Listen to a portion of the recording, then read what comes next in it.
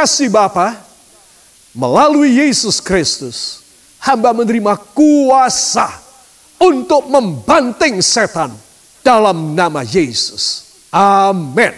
Beri kemuliaan bagi Dia. Jadi saudara harus yakin, kalau jadi orang Kristen tidak punya kuasa, yang di depan kita ini menjelang akhir daripada zaman ini, at the age of this century, of this millennial, at the edge of this century, 100 tahun aja, saudara. Kalau masih belum Tuhan datang, tapi saya merasa Tuhan segera datang tidak lama, kita ini sudah ada pada pinggirannya. Jadi kalau saya dan saudara ini sekarang kita tidak punya kuasa, besok lebih hebat lagi. Saya dan saudara ada pada cutting edge daripada semua kemanusiaan dan semua kehebatan manusia. Itu sebab Anda dan saya harus menyiapkan kuasa dari Tuhan. Jangan menyerah, tetapi melawan pekerjaan iblis. Amin. Engkau harus, ya. Itu sebab para kekasih, saya perlu menjelaskan bahwa bagi Tuhan adalah rencana yang istimewa yang Dia harus memberikan kepada Anda dan kepada saya. Di dalam ayat 18, Yesus berkata, aku melihat iblis terlempar jatuh dari langit seperti kilat. Saudara, artinya apa? Bukan kalau ada Yesus. Tidak ada Yesus. Yesus jauh. Yang disuruh pergi cuma murid-murid, 70 orang. Saudara, dan di tempat-tempat yang jauh itu mereka melakukan mujizat. Saudara, dan ini penting sekali. Mungkin saudara berkata, wah, kok seperti mengkopi Tuhan. Engkau tidak mengkopi Tuhan, engkau diberi kuasa. Jadi miriplah kau sama kuasanya Tuhan. Ya saudara, kalau saya punya anak, gerakannya, suaranya, kadang-kadang kebiasaannya akan sama dengan saya dong. Ya, pasti dia akan sama dengan saya. Tidak dengan tetangga sebelah. Itu sebab Anda dan saya harus tahu bahwa kuasa itu milik kita. Katakan, kuasa Yesus adalah milik saya untuk membanting iblis dan meredakan pencobaan dalam nama Yesus. Beri kemuliaan bagi Dia. Itu sebab anak-anak Tuhan, saya akan memberikan sedikit penjelasan. Gambar ini saya suka.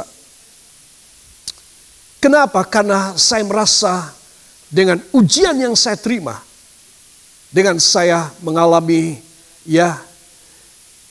pada paha saya gantian engsel, ball joint pada pangkal paha saya, saudara. Itu bagi saya sesuatu hal yang berat, tetapi saya malah bersuka cita. Karena saya tahu saya masuk pada satu ujian. Dan ujian itu akan membawa saya cemerlang. Dan saya harus lulus dalam ujian. Makanya saya bilang, saudara, kita ini harus seperti Dia. Kita ini harus meniru Dia. Pada satu slide ini, pada satu laman ini, saya memberikan 4 ayat yang hebat. Ya, meniru, mengkopi Kristus. Anak Tuhan, jemaat Tuhan, hamba Tuhan harus mengkopi Yesus. Kalau tidak bagaimana, saudara? Engkau menjadi anak Tuhan tanpa kuasa. Engkau harus menengking setan. Engkau harus menghancurkan pekerjaan iblis. Ini Alkitabiah. Saya tidak membutuhkan gelar untuk saya bisa mengerti dan melakukan ini. 45 tahun saya melayani Tuhan tanpa gelar. Saudara. Ya, saya mendapatkan doktor. Saya belajar kembali hanya untuk lisensi saya untuk mengajar. Saudara. Tetapi hampir 45 tahun saya tanpa gelar melayani Tuhan. Dan saya melakukan pekerjaan yang besar. Tidak sombong. Tapi saya cuma ingin memberitahu bahwa banyak teolog dengan gelar yang macam-macam banyaknya.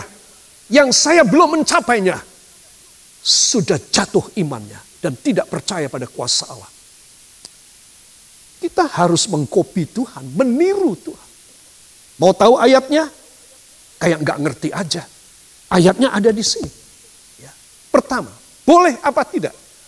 1 Korintus 4 ayat 16. Rasul Paulus menuliskan dalam Alkitab bahasa Inggris, dia mengatakan, therefore I urge you, imitate me Therefore, itu sebab I urge you. Aku menekan kau, aku memaksa kamu, aku mendorong kamu. Imitate me. Tirulah aku. Tahu kata imitate? Wah, dia kok bawa gelang ya? Wah, gelangnya banyak sekali. Paling-paling imitasi. Nah, imitasi. Imitate. Terus anak-anak Tuhan harus mencontoh. Paulus berkata pada jemaat di Korintus, kamu mbok nyontoh aku. Kamu jadi imitasiku deh. Aku paksa kamu, aku dorong kamu. Kamu harus nurut seperti aku. Dan kamu harus melakukan seperti aku. Kamu adalah imitation dari aku. Kenapa? Karena di dalam 1 Korintus 11 ayat yang ke-1, dia mengatakan, imitate me just as I also imitate Christ. Tuh, kamu tak suruh niru aku, mengkopi aku, karena aku niru Kristus, aku mengkopi Kristus. Jelas kan? Jadi saudara dan saya, kalau kita tidak punya kuasa mengusir setan, mengusir penyakit, mengusir bencana, mengusir musibah dalam nama Yesus, lantas saudara ini anak sopo, ngono lho. Kowe anak sopo. Kalau kowe anak Gusti, kowe duwe kuasa. Engkau mempunyai kuasa dan otoritas. Jangan bilang, wah enggak boleh itu begitu. Tidak boleh engkau mengatakan demikian. Ya, para kekasih, dalam Ibrani 6 ayat 12, jangan lamban. Ya, kalau saya melihat iklan di televisi itu, ya, apa itu namanya itu? Ya, saudara tahulah. Nah, internet yang lamban. Para kekasih, jangan lamban. Tirulah mereka yang dapat bagian dalam janji-janji Tuhan. Wow. Kalau lamban, kalau saudara juga malas, kita tidak bisa bertindak dengan iman kita. We cannot imitate Christ. As Paul said in the scripture, in this apostle, that every one of us have to imitate Christ.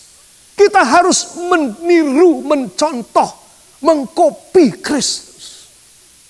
Supaya apa? Supaya berkemenanganlah. Saudara, dari awal saya melayani Tuhan, orang masih memanggil saya nak pendeta. Umur 23 tahun. Sampai setua ini, hampir 70 tahun. Saya tetap dan semakin memegang kuasa Tuhan. Untuk menghancurkan iblis. Menghancurkan semua yang mengganggu anak-anak Tuhan. Jemaat yang saya layani harus bahagia, harus berkemenangan, harus diberkati, harus segar bugar. Itu kenapa? Karena gembalanya berani bertindak. Anda dan saya juga harus demikian. Kalau Anda seorang gembala dan engkau melempem, engkau harus bertobat. Engkau harus punya kuasa dari Tuhan. You have to imitate Christ in your life, in your preaching, in your action, in your daily working and habitual, so that Christ's power and authority will be given to you as a pastor to shepherding, to pastoring all the congregation of God. Saudara, Anda dan saya harus meniru supaya engkau punya kuasa. Kalau saudara dan saya merasa, aku kok sakit-sakitan, aku dalam keadaan yang miskin terus, kekurangan terus. Saudara, saya sudah katakan tadi ya, ayatnya sudah ada ya, engkau sudah tahu ya. Itu dalangnya siapa? Engkau harus tahu siapa dalangnya. Kalau engkau sudah tahu setan dalangnya, tengking dalam nama Yesus. Usir dalam nama Yesus. Bahkan yang terakhir, Yesus sendiri dalam Yohanes 14 ayat 12 mengatakan apa? Yuk kita baca. Supaya Anda mempunyai satu iman. Berubah ya. Iman melempem. Iman tidak alkitabiah. Hanya berdasarkan teologi yang salah. Harus berubah. Karena teologi harus tunduk kepada alkitabiah. Yohanes 14 ayat yang ke-12. Mari kita akan baca dengan suara yang nyaring. 1, 2. Aku berkata kepadamu, sesungguhnya barang siapa percaya kepadaku. Saya mau tanya, kepada siapa ini? Yang percaya kepada Yesus. Ya, ia akan melakukan juga pekerjaan-pekerjaan yang aku lakukan. Tuh lihat. You have to imitate. Engkau harus niru. Kau harus jadi imitasinya. Engkau harus menjadi hasil cetakan keluar. Kalau kita membuat buku, membuat majalah, ataupun buletin, saudara, kita punya satu plate. Kita punya satu film. Lalu itu bisa kita cetak berapa ribu atau berapa puluh ribu. Saudara, betul apa tidak? Ya, contohnya satu, polanya satu, patronnya satu. Hasilnya boleh banyak. Saya dan Anda harus, supaya apa? Ia akan, barang siapa percaya kepadaku, sabda Yesus, ia akan melakukan juga. Tuh, lihat. Pekerjaan-pekerjaan yang aku lakukan. Wow. Bahkan, tuh masih ditambahi lagi, bahkan pekerjaan-pekerjaan yang lebih besar daripada itu. Sebab aku pergi kepada Bapa. Yang percaya beri kemuliaan bagi Yesus. Haleluya. Saudara, kurang apa saudara?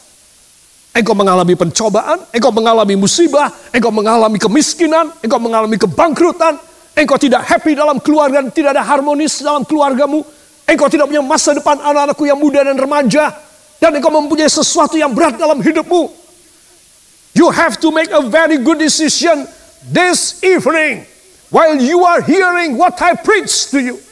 That you have make a good decision. You have to follow Him and surrender your life, and you have to get every promises of God in your life, and you have to react by the name of Jesus Christ. So every evil spirit and darkness, power and authority will be crushed down under your feet. Anda dan saya harus memilikinya. Engkau tidak perlu belajar teologi, macam-macam tidak perlu. Kalau engkau belajar firman, engkau mendapatkan segala perkara. Itu sebab Anda dan saya harus percaya bahwa bagi Tuhan tidak ada yang mustahil. Katakan, juga bagi saya tidak ada yang mustahil. Katakan, karena saya harus mengimitate, saya harus meniru, saya harus mengkopi Tuhan Yesus. Itu perintah Tuhan. Beri tepuk tangan bagi dia. Jelas saudara? Jadi engkau jangan jadi Kristen melempem ya. Para gembala, para pendeta perhatikan. Jemaatmu mau dibawa kemana? Kalau pimpinannya tidak punya kuasa. Itu sebab kita harus punya kuasa Allah. Ya. Ilmu, sisihkan itu nomor 2, itu nomor 10. Iman itu nomor 1. Saudara, saya katakan sekali lagi, 45 tahun saya melayani Tuhan. Melakukan pekerjaan yang besar tanpa gelar teologi. Itu sebab saya memberitahu kepada Anda bahwa ini kuasa lebih hebat dari teologi. Ini kuasa lebih daripada semuanya. Engkau harus memilikinya. Murid-murid pada zaman dulu tidak ada gelar sepotong pun, separuh pun tidak ada. Untuk apa? Untuk memberitahukan kuasa kelepasan, kesembuhan, membangkitkan orang mati dan lain sebagainya. Saudara, itu pada zaman dahulu. Pada zaman sekarang, kalau Anda dan saya melempem, kita selalu kalah dong. Ya, kita selalu kalah. Itu sebab Anda dan saya harus tahu. Ya, bahwa bagi Tuhan menangani masalah kita tidak masalah. Lalu pada level berikut ini dari khotbah saya, juga bagi kita sendiri. Kita harus bisa menangani karena kita meniru, kita mengimitate. We are imitating Christ.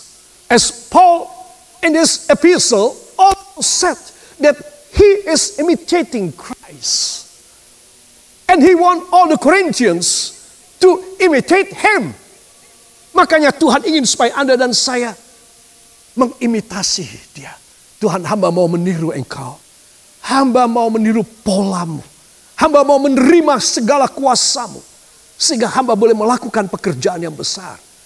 Yang percaya beri kemuliaan bagi dia. Nah, dari sini saya mau kembali lagi pada tadi yang saya sampaikan. Yesus menangani pencobaan kita. Ya. Nah, yang pertama 1 Yohanes 3 ayat yang ke-8. Bagian C tadi saya sudah jelaskan panjang lebar, oke? Dan yang kedua, ayat yang ke-20. Tetapi walaupun kau itu punya kuasa, kata Tuhan, hai murid-muridku, hai nak, kalaupun kau punya kuasa menjatuhkan iblis dari langit dengan namaku, please satu perkara, hati-hati kowe. Karena orang yang punya kuasa ini suka sombong. Tuh. Sehingga kalau kamu sombong, hai muridku, hai hambaku, hai anakku, karena kamu bisa membanting setan, kalau kamu sombong, dicoret loh namamu. Makanya, Yesus berfirman ayat 20, namun demikian janganlah bersukacita, janganlah sombong, janganlah arogan, janganlah emosional, karena roh-roh itu takluk kepadamu, sehingga kau hebat di hadapan mata para roh tersebut.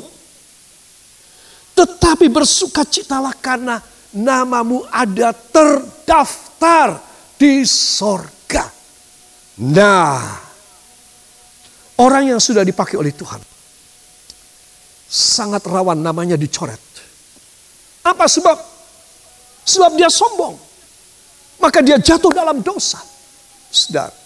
Jadi kalau Anda dan saya mendapatkan mujizat dari Tuhan, melakukan pekerjaan yang besar, please, harus selalu mawas diri. Kita harus selalu mengadakan introspeksi. Supaya apa? Supaya kita tetap punya nama di sorga. Katakan harus demikian dalam nama Yesus. Jadi kalau saya tidak hati-hati, karena saya punya kuasa Tuhan, saya bisa sombong. Saya bisa mengkomersialkan kuasa Tuhan. Saya bisa cari duit. Dan tidak sedikit hamba Tuhan melakukan demikian. Tidak lama Tuhan mencabut itu kuasa. Pasti. Itu sebab Anda dan saya harus tahu. Perhatikan. Kita mempunyai kuasa untuk menengking dan mengalahkan iblis. Justru harus hati-hati. Tetapi kalau kita sebagai hamba Tuhan, anak Tuhan tidak punya kuasa, harus bertobat. Supaya kita imitating Christ. Meniru dia. Supaya dapat kuasa. Kalau kita sudah dapat kuasa, perhatikan. Kalau sudah dapat kuasa, perhatikan. Harus rendah hati. Supaya apa? Supaya jangan nama kita dicoret. Jadi siapa yang namanya dicoret? Orang yang pernah punya kuasa, tetapi tidak bisa dipercaya oleh Tuhan. Para kekasih, takut loh. Saya takut. Saya pemberani, tapi satu hal ini saya takut. Itu sebab Anda dan saya harus tahu. Bagaimana Tuhan bisa pakai seseorang. Kalau dia tetap rendah hati. Ayah dan ibu yang ada di rumah sekarang, anak-anakku yang masih muda, bahkan kakek dan nenek yang sudah sepuh. Perhatikan. Apakah Anda merasa tidak bisa dipakai Tuhan? Anda pasti salah. Karena selain Tuhan memilih 12 orang, Tuhan pilih 70 orang. Ini adalah kalangan yang lebih merakyat. Ini bukan kalangan yang eksklusif. Tetapi ini kalangan yang biasa. Orang-orang yang mau menyerahkan dirinya untuk mengabarkan firman dan Injil Tuhan. Mereka dikuasai, diberi kuasa oleh Tuhan. Jadi kalau Anda di rumah saat ini, selalu kepikiran, aduh gimana ya duitku, jaminanku, uangku sudah hampir habis. Ya, di ATM itu sudah keluar biar pet terus bilang, di duitnya entek, duitmu entek. Ya, uangmu habis. Ya, banyak di antara kita mengalami demikian. Nah, saudara, engkau harus tahu bahwa engkau mempunyai kuasa berkat Tuhan juga. Ya, engkau khawatir, ya, bagaimana ya nanti kalau saya ketularan bagaimana? Kata dokter, para ahli, dan juga baru saya baca. Yang sudah sembuh dan sudah menjadi penyintas, sudah survive dari COVID-19 ini, dikatakan bahwa seumur hidup masih tetap cacat. Coba toh saudara, kasihan kan? Karena COVID-19 ini adalah perkawinan, mixture, campuran dari SARS tahun 2003 dan HIV/AIDS. Bayangin. SARS itu hanya mengenai pada pernafasan, bronchial, dan paru.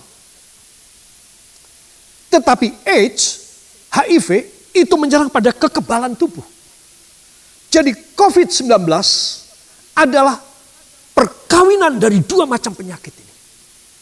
Sehingga kalau seseorang dia sudah positif, dia sudah sembuh daripada COVID-19, saudara, maka masih ada tingkatan limfositnya. Limfosit adalah indeks kekebalan tubuhnya yang negatif. Masih negatif. Dan ini masih sampai seumur hidup tetap negatif. Indeks limfositnya. Saudara dan para ahli geleng-geleng kepala memecahkan misteri COVID-19.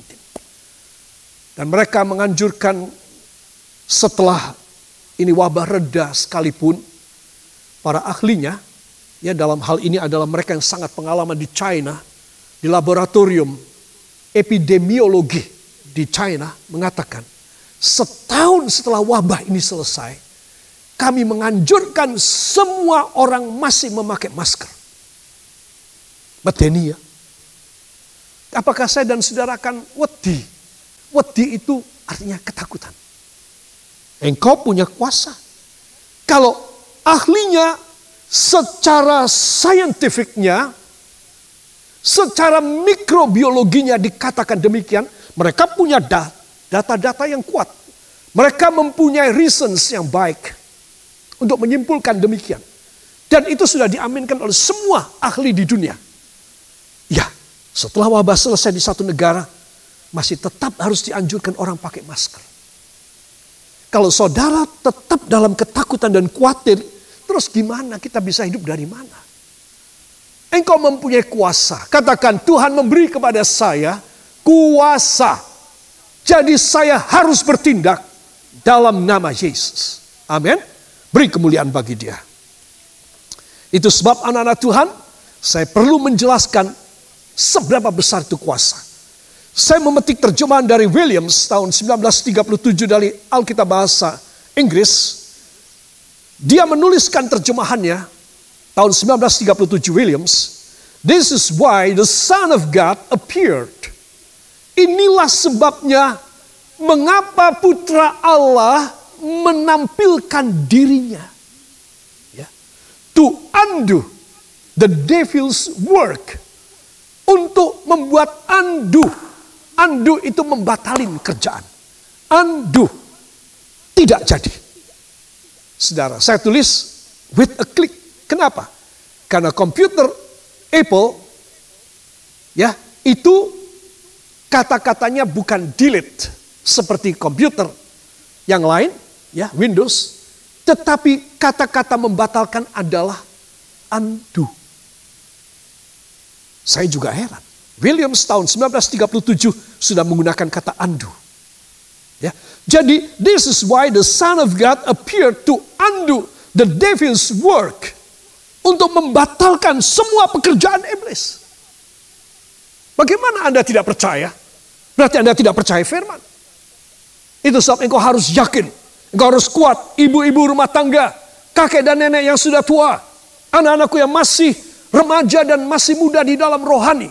Engkau harus lebih total kepada Allah. Karena engkau punya kuasa di dalam Yesus. Yesus datang untuk apa? Untuk bikin undo the devil's work. Semua pekerjaan iblis dibatalin. With a click. Istilah komputernya. Pada tahun 1952, J.B. Phelps, dia membuat satu terjemahan dari naskah asli Alkitab. Ya, J.B. Phillips ini menuliskan ayat tersebut dengan kata-kata, the Son of God came to earth with the express purpose to liquidating the devil's activities. Wah, ini lebih tegas lagi. Putra Allah datang ke dunia with the express purpose, dengan tujuan yang tegas, tujuan yang mantap. Untuk apa? To liquidating. Likuidasi. Jadi iblis ini adalah katakanlah satu kompi, satu batalion, ataupun satu kekuatan, ya, satu legion. Itu nama dia legion. Itu dilikuidasi.